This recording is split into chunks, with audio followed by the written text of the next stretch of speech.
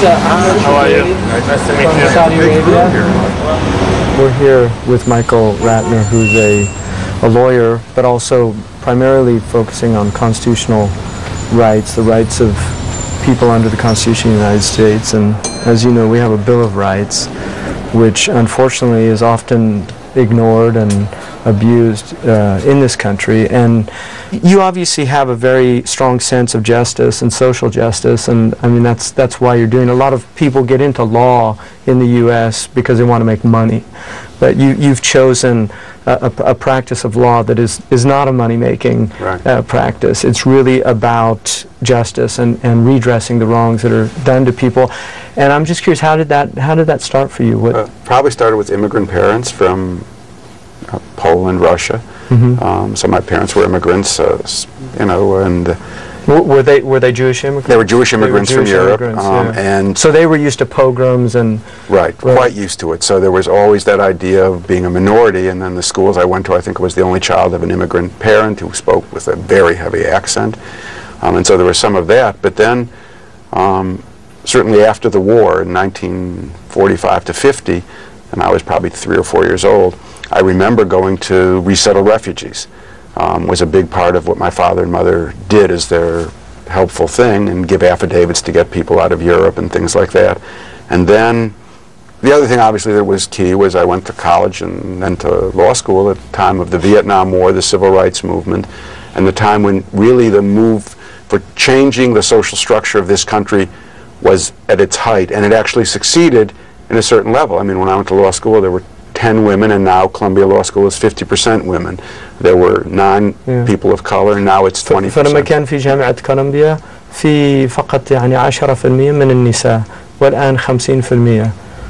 And so we really changed that period, and you know, I got beaten over the head by cops then. يعني ضربوا الشرطة وهذه تغييرات. So it was really a period that my son is very envious of me. He says, you know, Daddy, you had all these things you were able to do in the late 60s and 70s, and what kind of world are you leaving me now? You know, and I think that's a serious problem. I mean, to be honest, it is sad, you know, that we've lost that spirit of really the struggle. No, in we essence. have. I mean, in Islam, you know, we actually call it jihad, which is the struggle, and it's a very abused term now. But that real meaning is that it's a struggle for the establishment of social justice, and that's one of the things I really learned about Islam that I didn't know before. I mean, who knew from anything really before 9/11 in this country? No one knew we had 4 million Muslims living here, or whatever the number is. But when I talk to some of my clients or their families, really, who are even in Guantanamo. So how many Muslim clients do you have? Well, I'm sorry, what did you learn about Islam? Well, what was interesting is that, you know, like young people in this country go to their home countries, whether it's Israel to do work in a kibbutz or something, that a lot of these young men had nothing to do, obviously, with the Taliban or terrorism or anything. They went actually as a sort of spiritual and struggle reawakening to get in touch with their Muslim roots. And the idea that the idea of getting anywhere in America, convincing people that, oh, if they were anywhere near Afghanistan or Pakistan, they were obviously terrorists. It's just hard to do, but it really makes sense. But people aren't willing to translate the experience of, let's say, Jewish people going every year on, you know, 10,000 of them to Israel, and you see the story of one of my clients is named Mohsen Beg.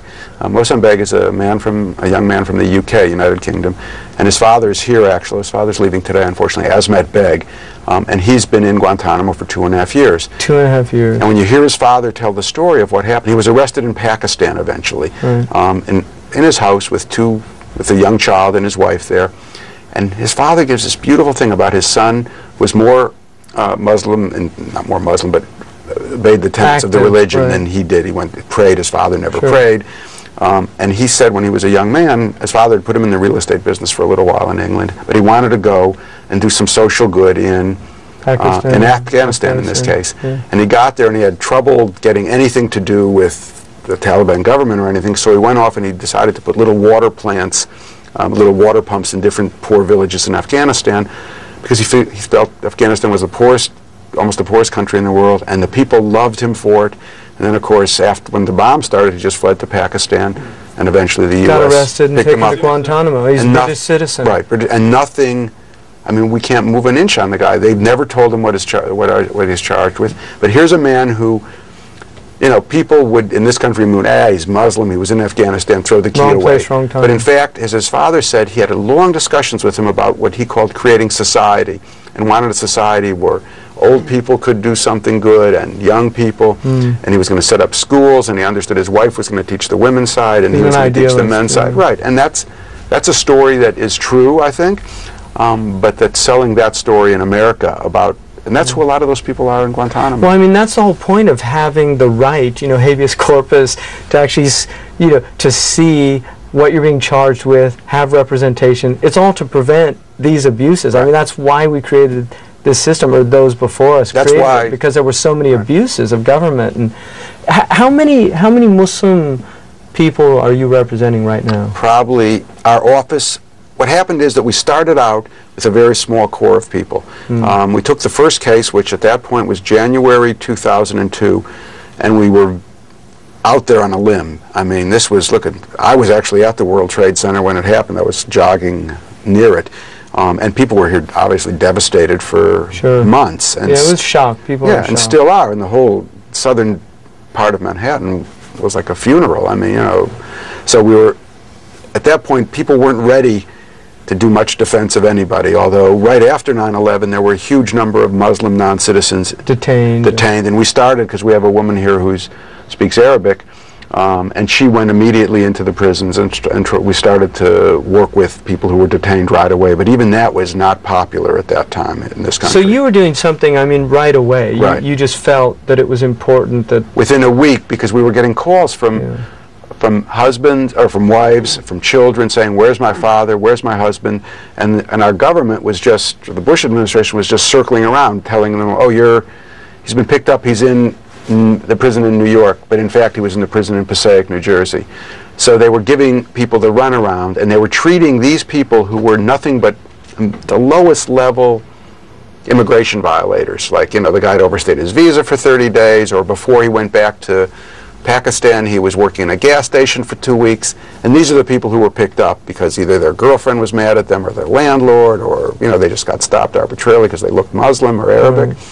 And these were the people who were put in, and they were treated as terrorists. They were shackled, you know, hands, feet, legs, had the heck beaten out of them in a lot of cases. Seriously? Oh, yeah, yeah. In fact, we actually filed a lawsuit. And a lot of that's anger, obviously. It was anger over 9/11. The guards said, oh, Muslim, I'm going to push your head against the wall. Yeah, I mean, it's part of our problem. And that's what happened in the prisons. Yeah. And we filed a lawsuit, and then about maybe a year later, the Inspector General, who's like an overseer of looking at what happens, came out with a report confirming everything that happened. They were treated as terrorists, and they shouldn't have been. So you saw this coming in essence. Right. We saw that coming, and then in November of 2001, President Bush issues what's called Military Order No. 1.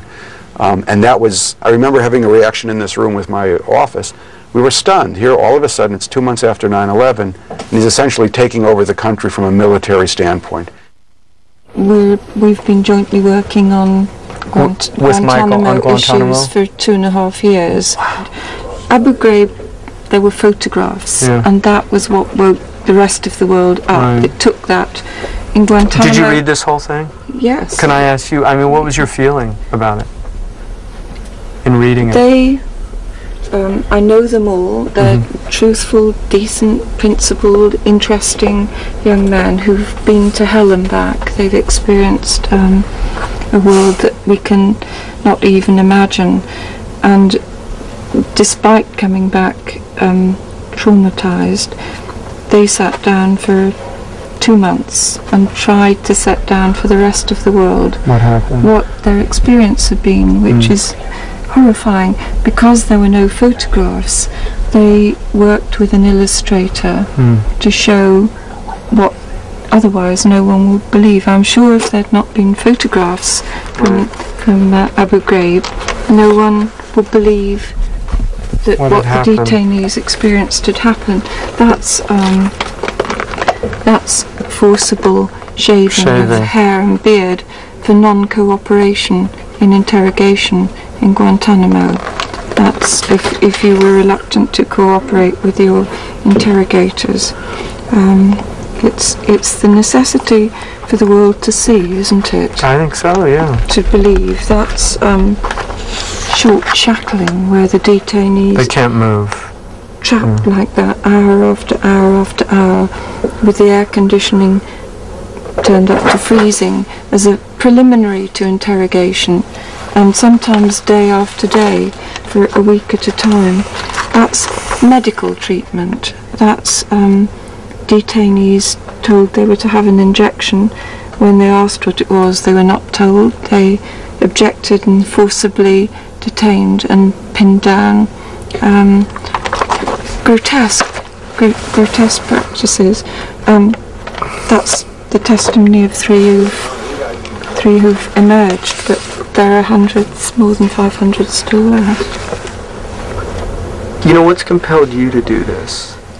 Well, it's our privilege, wouldn't you say, to have been in a position as lawyers where we think we are a tool that can do something. The whole of the law has been skewed. All of our rights, so-called, in England and America have been distorted to make sure that these young men can't win. Yeah. The whole of the context in which the detainees are fighting for their rights is one in which they're never meant to win, and therefore it isn't really a legal issue at all. It's a political issue. But if lawyers can in any way make use of the law that exists to try to achieve a balance, then that's their job to do it. If you had one thing you wanted to say to the Muslim world, the Arab world, what would that be right now? I have had the experience for about 7 years in England of representing and coming to know well people and their families who are Muslims and who are devout Muslims and who have been branded as Islamic fundamentalists, as if that was an appropriate term of abuse, which it indeed is offensive. And I've come to know people as tolerant, intelligent, funny, perceptive, broad-minded, and that has been a life experience that I value above any other. But that's a rare privilege, and for many of the population of England and America, that is not a relationship or a privilege they're going to have. Right. And there has to be a way of bringing home to the West what an atrocious pattern of behaviour it is involved in, what a collision course of monstrous proportions that it has somehow implemented without any understanding or ability to see where it's going. Thank you very much for sharing that with us.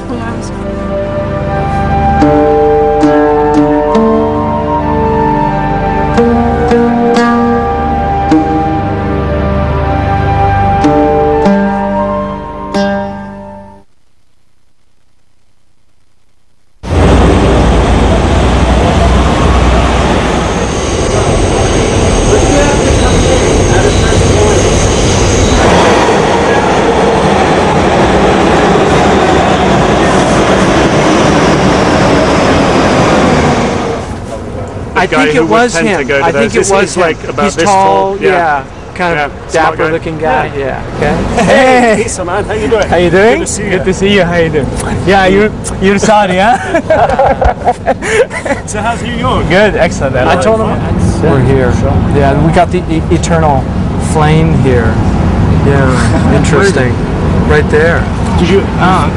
This was between the World Trade Center buildings, and they managed to pull this out of the rubble afterwards, and they put it up here, erected it. What's left of it anyway in the eternal flame. It's almost like an Earth blowing up. I mean, it's kind of an interesting image.